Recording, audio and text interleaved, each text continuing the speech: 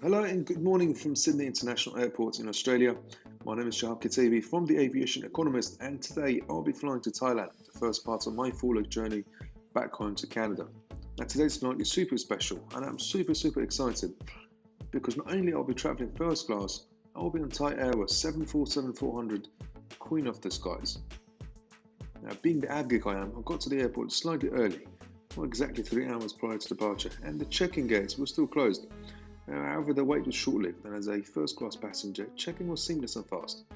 Now, as a premium cabin passenger, you will get access to Express Path, which means going through security faster, and it indeed was a breeze. Now, going past security, I had to go and check out the newly renovated American Express Lounge, and once you go past security, follow the sign for lounges.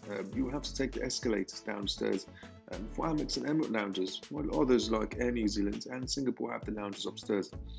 Now, the recently renovated American Express Lounge at Sydney International Airport certainly has a very modern and elegant design, which I very much appreciate. The ambience and seating is also very sleek and beautifully designed indeed. Now, as you enter, there's a bar or cafe where you can order your choice of beverage. Now, unfortunately, I'd gotten the flu, so I enjoyed my cup of tea with lemon and honey. And the staff are very friendly, attentive, and very well trained. Seats are also very comfortable and offer plenty of power outlets so you can charge your devices. There's also a live cooking station, which I could not document since it was packed during the morning rush, and I did not want to make anyone feel uncomfortable.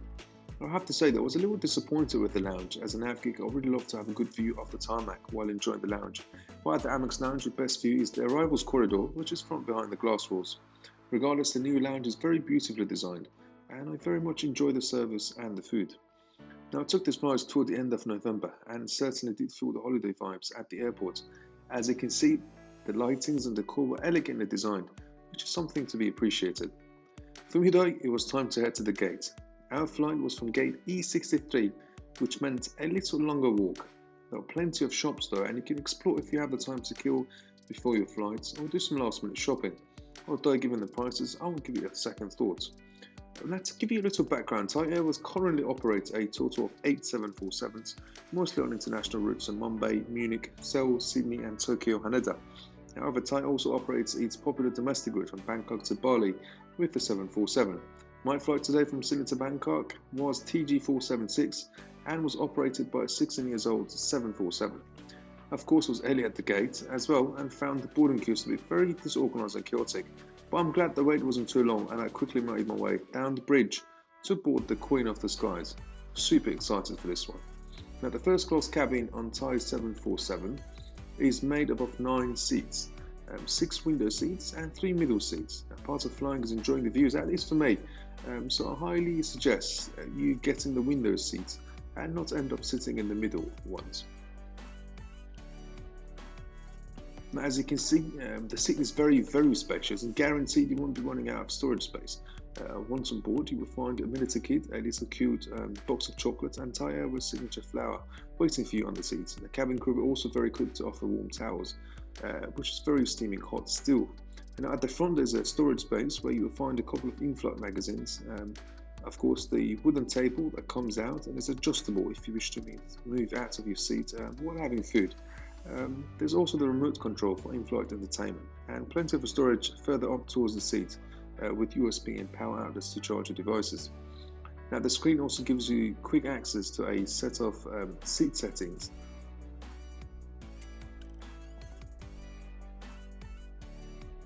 I have to say, headphones are a massive disappointment by AKG and are by no means noise cancelling, and I found them very uncomfortable.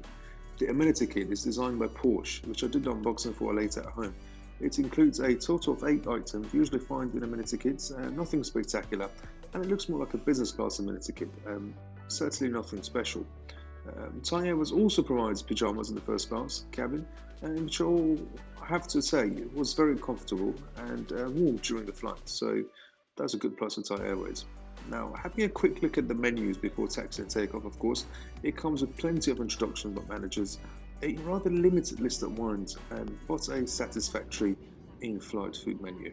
Now, it was a beautiful day in Sydney despite the horrific bushfires going on in the country, and I also have to take the time and thank all the Australian servicemen and women for the service in battling this horrific bushfire across the country. A sunny and clear day made it for a stunning taxi and approach. Now, if you've enjoyed the review so far, please make sure you subscribe to our channel and follow us on Instagram for live updates from our flights. But now I'll leave you to enjoy this taxi and takeoff.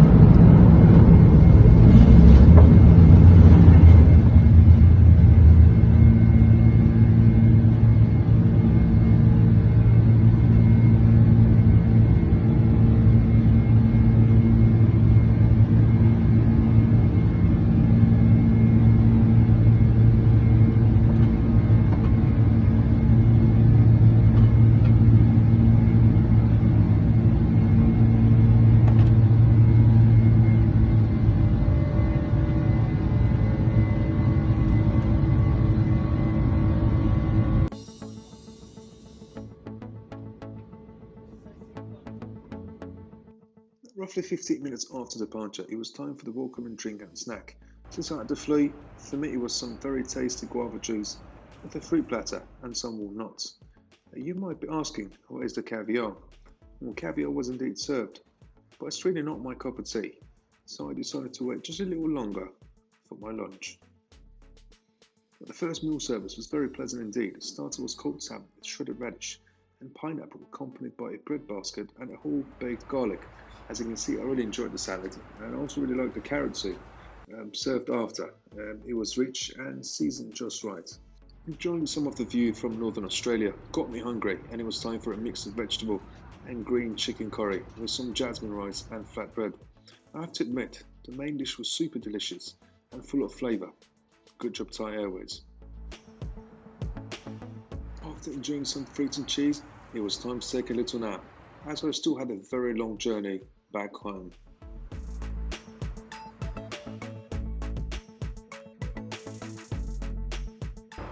Now, before going to sleep, I had to check out the in-flight entertainment system. It is indeed an old one, not the most responsive either. Now, you'll find an okay selection of movies, but there are only a very limited number of episodes available for each TV series. I have to say, nothing beats the feeling of waking up 38,000 feet in the sky, enjoying a lovely cup of tea and watching The Crown. But the final meal service before landing in Thailand was some flavoursome potato and leek soup with some very crunchy croutons. For lunch it was a mix of vegetarian and meat curry with some warm flatbread on the side. I have to say, seasoning was really on point. Now, reaching the shores of Thailand, the weather was stunning, which made it for an even more stunning approach. Now, what do I think of my flight, first class of Thai Airways? Even though the cabin and seats on 747s are very old and outdated, the cabin crew, service and food was absolutely spot on, and I was very pleased with the flight. There's something special about flying the 747, Queen of the Skies. Nothing beats it really, and I can't wait to fly on another one very soon before they're out of service. Now, thank you very much for watching, guys. Please do not forget to subscribe to our channel and follow us on Instagram for live updates from our flights. And in the meantime, fly safe and see you very soon.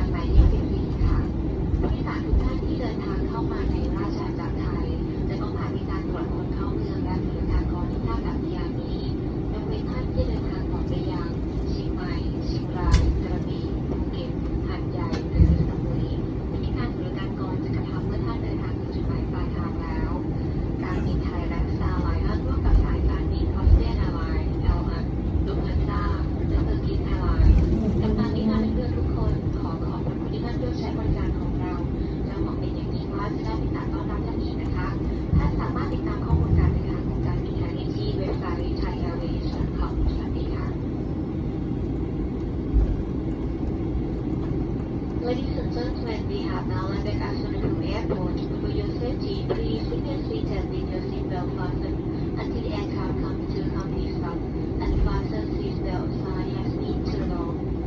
Be careful when opening the hand locker to protect yourselves and other passengers from possible injury. Please check your belongings and travel documents before leaving the aircraft. You may claim the baggage from carousel number 14. Carousel number 14. All passengers entering the Kingdom of Thailand must clear immigration and customs at this airport. But for those continuing to Chiang Mai, Chiang Rai, Krabi, Phuket, Hat Yai, or Samui, customs clearance will take place